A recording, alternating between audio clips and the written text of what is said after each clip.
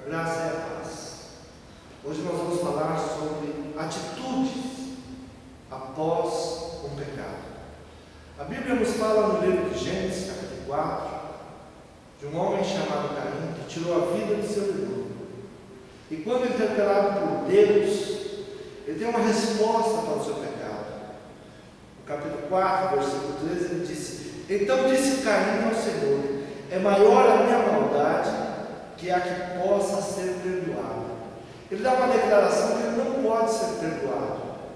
Com isso, ele não leva em conta a misericórdia de Deus. Com isso, ele não leva em conta que Deus poderia perdoar o seu pecado, ele poderia retomar a sua vida e voltar a ser abençoado. Com isso, ele dá uma declaração para a sua própria vida. Ele vai ser errante, vagabundo, andarilho pelo mundo. E nós lemos a geração de Caim, que não foi uma geração abençoada. Houve novos homicídios, houve pessoas diabólicas na sua geração. Nós podemos voltar também para a vida do rei Davi. O rei Davi, um homem segundo o coração de Deus, um homem a qual Deus tinha escolhido para ser o rei de Israel, mas diz a palavra que em determinado dia, que ele deveria estar em guerra, e ele ficou em seu palácio em descanso. E ao olhar ali pela sacada do seu palácio, ele vê uma linda mulher. Ele maquina o adultério com aquela mulher, e se deita com ela, e gera um filho com aquela mulher. Vindo o profeta Natan falar com ele, falando sobre o seu pecado, dizendo que Deus não o mataria, que Deus não tiraria a sua vida, mas o fruto daquele amor, Deus não aceitaria para ser príncipe da nação de Israel.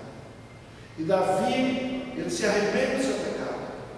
E a palavra do Senhor, em 2 Samuel, capítulo 12, do versículo 14 em diante, nos revela que Davi entrou em jejum e oração e orou pela vida daquela criança. Os anciões olhavam para Davi e diziam para ele: volte, se levante. Mas ele continuou em oração, em jejum, pedindo misericórdia de Deus. E Deus, conforme tinha prometido, não deu a vida àquela criança veio a morrer. E os anciões, com medo agora da reação de Davi, diziam entre si: se ele estava abatido quando a criança estava viva, que dirá agora que a criança morreu? Como falaremos ao rei que a criança morreu? E Davi, vendo aquela conversação, ele logo no seu entendimento percebe que a criança havia morrido. E diz a palavra, 2 Samuel 12, versículo 20: então Davi se levantou da terra, e se lavou, e se ungiu, e mudou de vestes, e entrou na casa do Senhor, e adorou. Então veio à sua casa, e pediu pão, e lhe puseram pão, e comeu. A primeira atitude após o pecado é nos colocarmos em pé, é nos levantarmos.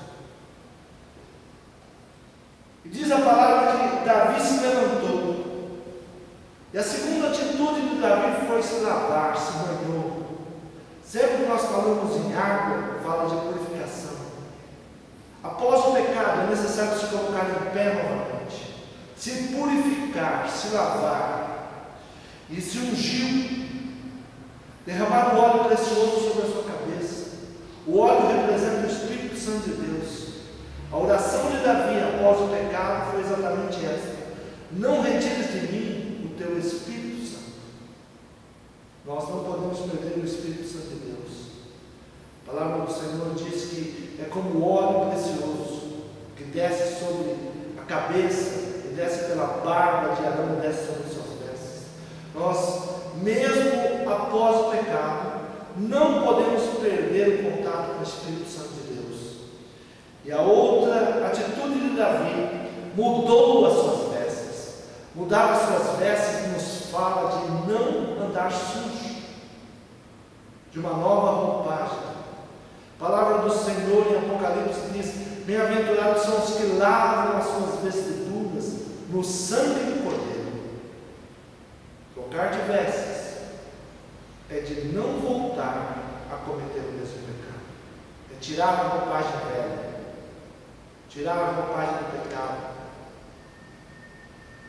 sacerdote Josué, o diabo acusava ele, dizendo que ele não poderia assumir ser sacerdote.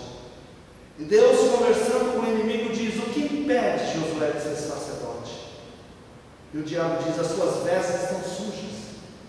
E o Senhor responde dizendo: se o problema são as vestes, tira as suas vestes, dai a ele uma veste nova, coloca uma mitra sobre a sua cabeça e volte a caminhar. Uma outra atitude de Davi, que muitas vezes nós fazemos ao contrário. É comum nós vemos pessoas não vindo mais à igreja após o pecado, não procurando mais o Senhor.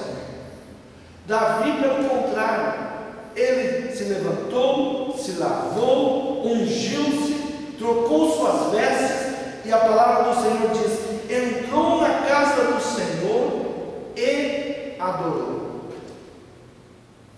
Muitas vezes nós fazemos ao inverso disso, fugimos da presença do Senhor. Nós temos que vir à casa do Senhor e adorar. Só após ter feito tudo isso, ele comeu e bebeu. Comer e beber quer dizer dar continuidade à sua vida. Feito isso, você será um vencedor.